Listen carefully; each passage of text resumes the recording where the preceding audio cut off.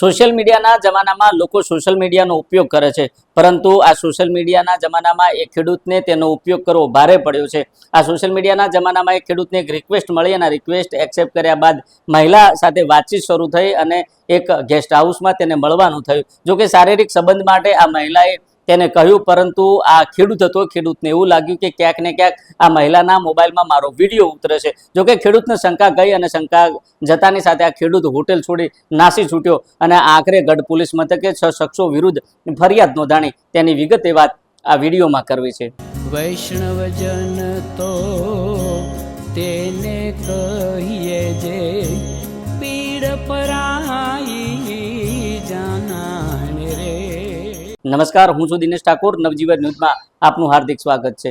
વાત બનાસકાંઠા જિલ્લાની છે. બનાસકાંઠા જિલ્લાના ડીસા તાલુકાના કંસારી ગામના એક ખેડૂતને સોશિયલ મીડિયા થકી એક રિક્વેસ્ટ આવે છે અને રિક્વેસ્ટ એક્સેપ્ટ કર્યા બાદ એ જે મહિલા હતી, આ મહિલા સાથે ખેડૂતને અવારનવાર વાતચીત શરૂ થાય છે, વિશ્વાસ કેળવાય છે અને આખરે તેમને મળવાનું થાય છે. જોકે જે મહિલા હતી, આ મહિલા એક જે ગેસ્ટ હાઉસ હતું, આ ગેસ્ટ હાઉસમાં બંને મળવા માટે જાય છે અને ત્યારે આ મહિલા છે ત્યારે આ ખેડૂતને શારીરિક સંબંધ બાંધવા માટે તેને દબાણ કરે છે અને આખરે ખેડૂતને ખબર પડે છે કે આ જે મહિલાનો જે મોબાઈલ છે, આ મોબાઈલમાં વિડીયો ઉતરે છે. જોકે ખેડૂતને શંકા ગઈ અને ખેડૂતને શંકા જતાની સાથે આ હોટલમાંથી ખેડૂત નાસી છૂટે છે. જોકે ત્યાંથી પાલનપુર અમદાવાદ હાઈવે ઉપર જે ડિમાન્ડ છે, આ ડિમાન્ડમાં ખરીદી કરવા જાય છે અને ખરીદી કર્યા બાદ આ જે મહિલા છે તેને એવું કહે છે કે મને તું મારા ઘરે મૂકવા આવે. જોકે ત્યાંથી લાલાવાડા નજીક આ જે ખેડૂત છે, આ ખેડૂતને મહિલાને મૂકવા જાય છે અને રસ્તામાં આ જે યુવક છે, જે ખેડૂત છે, તેને ઉલટી થાય છે અને ઉલટી થતી હોવાના કારણે પાણીની બોટલ લેવા માટે રસ્તામાં ઊભો રહે છે અને તે દરમિયાન 4 શખ્સો આવે છે અને 4 શખ્સો દ્વારા આ ખેડૂતનું અપહરણ કરવામાં આવે છે.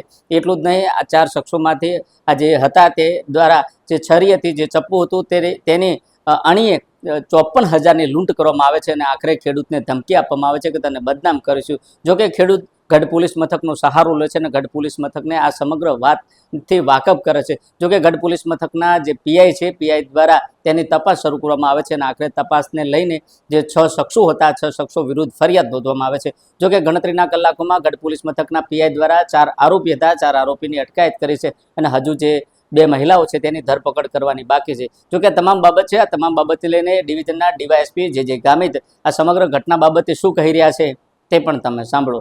બનાસકાંઠા જિલ્લામાં અત્યારે હાલમાં જે અપહરણ અને લૂંટ અને હની ટ્રેપના જે ગુનાઓ છે એ બાબતે ત્વરિત આરોપીને પકડી પાડવા માટે અને જે ભોગ બનનાર છે એને ન્યાય આપવા માટે માન્ય Banaskantha range IG Shri Sita Rathod madam તથા બનાસકાંઠા જિલ્લા પોલીસ વડા શ્રી પ્રશાંત સુંબે સાહેબ દ્વારા સૂચના કરવામાં આવેલી હતી. એ સૂચના અન્વયે જ્યારે આ 8/6/2026ના રોજ 12:30 થી 17:30ના સમયગાળામાં બાદરપુરાના જે પાટિયા છે, જે ગઢ પોલીસ સ્ટેશનની હદ આવે છે અને પાલનપુર તાલુકાનો વિસ્તાર છે, ત્યાં ગુનાહિત કાવતરાના ભાગરૂપે અપહરણ અને હની ટ્રેપના જે ષડયંત્રના ભાગરૂપે જે ફરિયાદી છે, જે આરોપી કિરણ, તેમને જે ફરિયાદી જે છે એમના મોબાઈલમાં વોટ્સએપ પર વાત કરીને એની સાથે વાર્તાલાપ કરી અને વિશ્વાસ કરીને મિત્રતા બાંધી હતી અને જે બાદરપુરા પાટે છે ત્યાં તેમને બોલાવ્યા હતા. ત્યાં બોલાવીને જે આરોપી કિરણ અને બીજી એમની મહિલા મિત્ર પૂજા શેટ્ટી, આ બંને મહિલાઓ ત્યાં બાદરપુરા હાઈવે રોડ પર આવી હતી અને ત્યાંથી તેમને ગાડીમાં બેસાડ્યા હતા. ત્યાંથી તેઓ ડીમાર્ટ છે ત્યાં શોપિંગ કરવા માટે પણ ગયા હતા અને ત્યાંથી પછી એ લોકો જે કેપલ હોટલની બાજુમાં જે રાજાજી ગેસ્ટ હાઉસ છે ત્યાં તેમને લઈ જવા ત્યાં ગયા હતા અને ત્યાંથી તે વડગામ મૂકવા જવાનું કહીને આ દરમિયાન તેમના જે હની ટ્રેપની જે મહિલાઓ છે એમને જે પુરુષ મિત્ર જે 4 છે તે જે સોની મયુર રાઠોડ, કમલેશ મોચી, અજય પટની, તેઓને બોલાવીને અને જે ફરિયાદી છે એમને ધાક ધમકી આપી અને બ્લેકમેલ કરીને તેમના પાસે 5 લાખ રૂપિયાની માંગણી કરી હતી અને આ દિવસે તેમને ફરિયાદી પાસેથી 54,000 રૂપિયા જેવો લઈ લીધા હતા અને ફરિયાદીનું અપહરણ કરીને અલગ અલગ જગ્યાએ ફરાવ્યા હતા.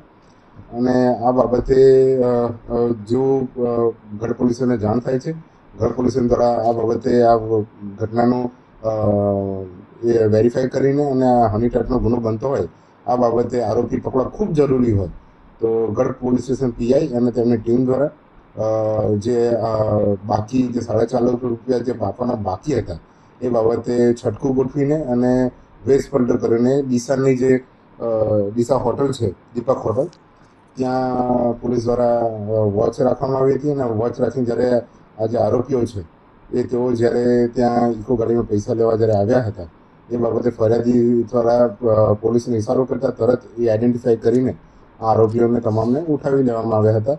અને આ બાબતે 50,000 જેટલા રોકડ રકમ તેમના પાસેથી જે એમને આમના પાસેથી ફરિયાદી પાસેથી લીધી હતી તે રિકવર કરવામાં આવી હતી. તદુપરાંત તેમના જે મોબાઈલ છે જેના આધારે કોમ્યુનિકેશન કર્યું છે એ પણ આપણે મુદ્દામાલ તરીકે રિકવર કરેલા છે.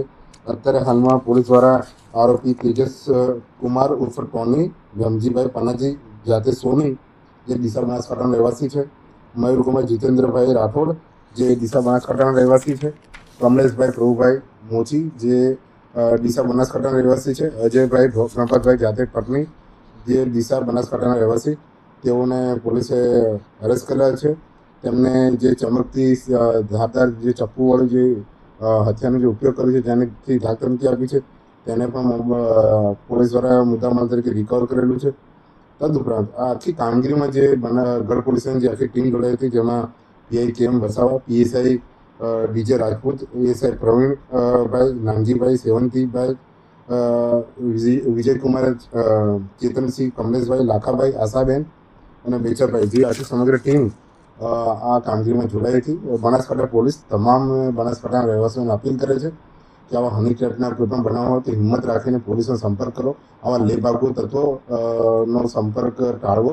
અને જો આવો કોઈ લેભાગુ તત્વો જો આપને બ્લેકમેલ કરીને કરે છે તો તાત્કાલિક બનાસકાંઠા પોલીસનો સંપર્ક કરવો.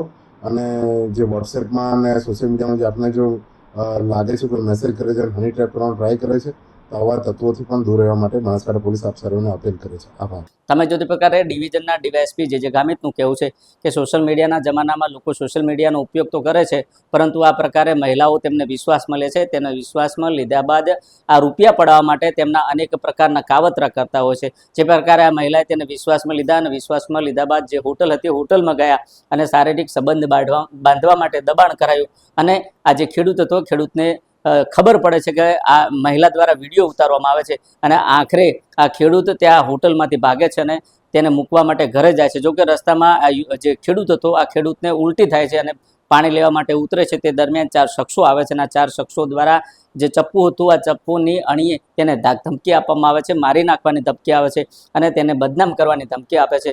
અને તેમ કરીને 54,000ની લૂંટ ચલાવવામાં આવે છે. જોકે તમામ બાબતને લઈને ગઢ પોલીસ મથકે ગુનો નોંધાયો અને આખરે પોલીસ દ્વારા અલગ અલગ ટીમો બનાવી જે 4 પુરુષ અને 2 મહિલાઓ હતી તેમને પકડવાની તજવીજ હાથ ધરાઈ. અને આખરે જે ગઢ પોલીસ મથકનો જે સ્ટાફ હતો અને ગઢ પોલીસ દ્વારા જે 4 શખ્સો હતા 4 શખ્સોની અટકાયત કરવામાં આવી અને જે 2 મહિલાઓ છે 2 મહિલાઓને પકડવાની વધુ તજવીજ હાથ ધરી. દિનેશ ઠાકોર, નવજીવન ન્યૂઝ, બનાસકાંઠા.